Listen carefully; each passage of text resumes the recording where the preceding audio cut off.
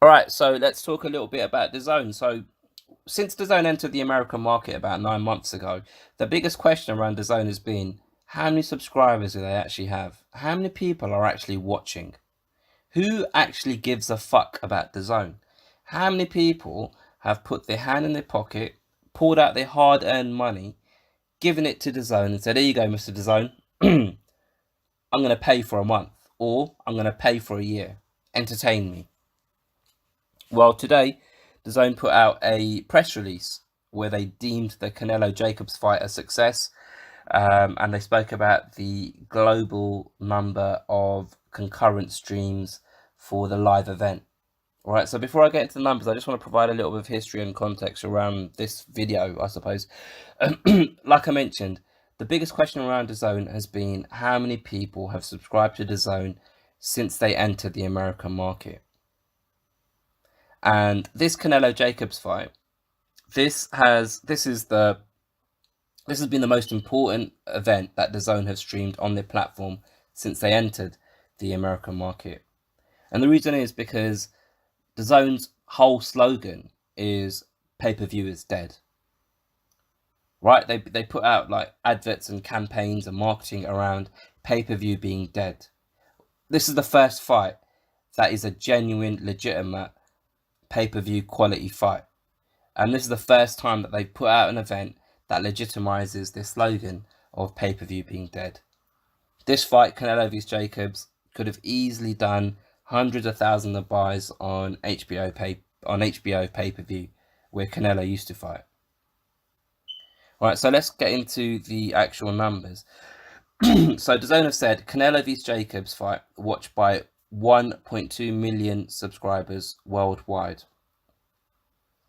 1.2 global viewers, 1.2 million global subscribers watch the fight live.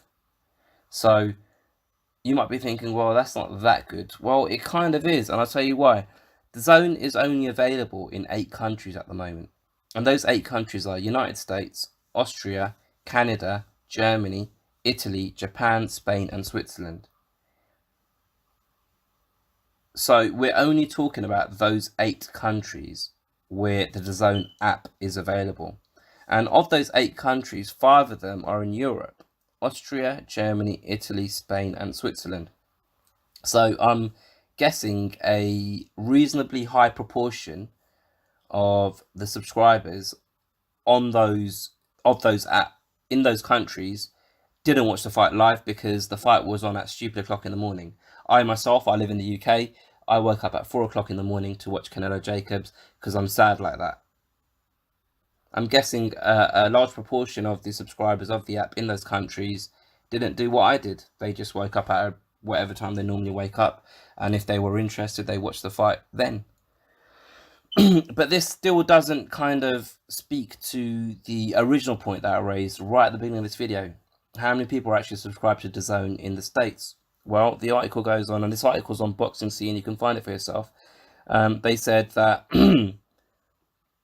the Alvarez Jacobs bout was watched via in excess of 600,000 concurrent streams in the United States. So let's put this into boxing context. 600,000 subscribers watched the fight live on DAZN. 300,000 people paid for the Tyson Fury Deontay Wilder pay-per-view. So simple maths, double the amount of people watched the Canelo fight than the amount of people that watched the Deontay Wilder vs Tyson Fury fight. Interesting stuff, isn't it? Again, this doesn't tell us exactly how many subscribers DAZN have, because not every single American subscriber watched the fight live on the app. Also, I totally understand, and I know people are going to be thinking this, we don't know what proportion of these 600,000 viewers signed up for a month for $20 and what proportion signed up for a year for the annual pass. But for me, that's not the point of this video. The point of this video is understanding how many subscribers do DAZN actually have. and trying to understand, if you're a fighter, is Dazn a relevant platform? Is Dazn a platform that's viable for you to go on, to fight on, where you're going to get the exposure you need as a fighter? And I think the numbers that you see in this article, it's a resounding yes. There's no two ways about it. Dazn have pulled one out of the bag here.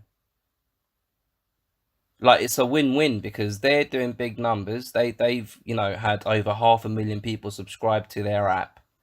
And if you're in America and you've got an option, either I watch the Canelo Jacobs fight on an app via the internet for $20 or $8, depending on which price plan you go with, or I watch it on my TV via cable or satellite, and I watch it for $90 or $100. I know which one I'm choosing every single fucking day of the week. Now, another interesting piece of another tidbit that I've seen with regards to Dazn is an article on the Forbes website. Now, when Dazn first entered the American market, they streamed the Joshua v Povetkin fight, and there was a lot of talk about the Joshua and Povetkin fight in America, because people were saying, well, only 10,000 people watched the fight.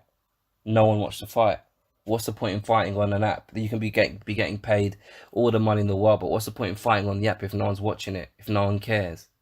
Well, in this Forbes article, which you can find easily, just type in Google Forbes Dazn and it'll come up. They were basically talking about the Dazn bandwidth.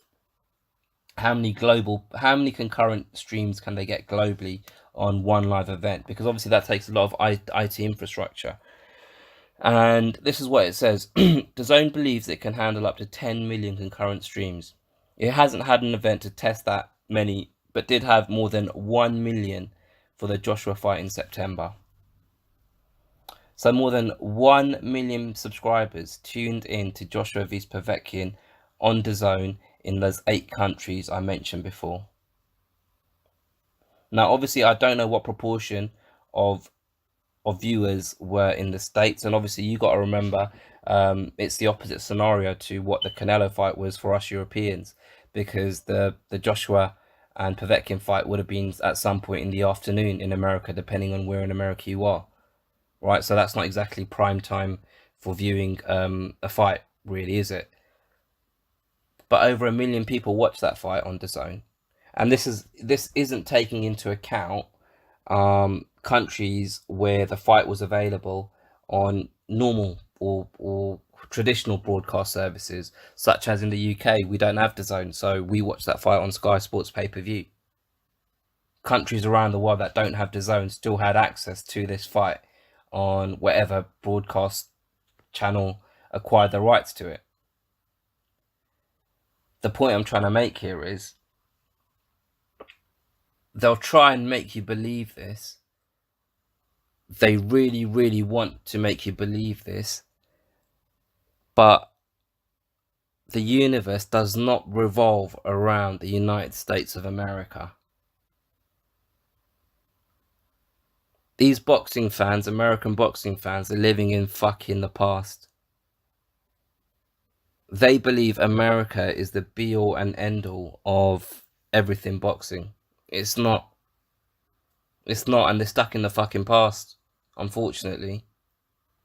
They're stuck in the past because it's just delusions of grandeur. Yes, the height of boxing, the height of its popularity, is when boxing was a massive sport, a massive phenomenon in the States, and the rest of the world went with it. But the rest of the world have gone past America now. And it's time they start realizing it, and it's time they start getting with it. Otherwise, they're just going to be left behind. And if you're a boxing fan in America, I really, really, for the life of me, can't understand why you wouldn't subscribe to an app where you can have every single piece of content that they provide for a year for $100 or whatever the fuck it is, compared to a pay-per-view fight, one fight that costs you $100. if you're a fan, it's literally a no-brainer.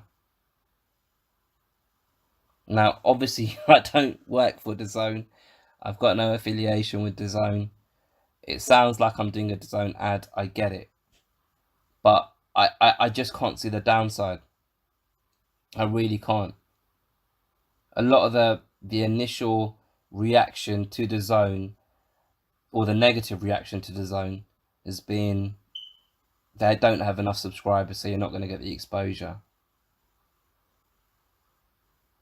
What is Dazn? No one knows what the app is. Who's going to want to watch a fight on the app? We're used to watching it on our TV. Like, these are things that people that are stuck in the past say. We all got Netflix. It's literally the same thing. Like, I seriously, for the life of me, don't understand why you'd be against something like DAZN and ESPN Plus. Like, it's good value, man. It's literally good value. If I was in America, I'd be subscribed to both of them services because I watch UFC and I watch a lot of boxing, and it's a no-brainer. If I'm paying $8 on DAZN and $5 or $10 or whatever it is on ESPN, happy days. Happy fucking days. But yeah, that's my thought on DAZN's press release. Let me know what you guys think. Put your comments below. Don't be scared to hit the subscribe button. Don't be scared to hit the like button. Smash the like button, in fact. And don't be scared to share this with one of your mates. I'll get you on the next one.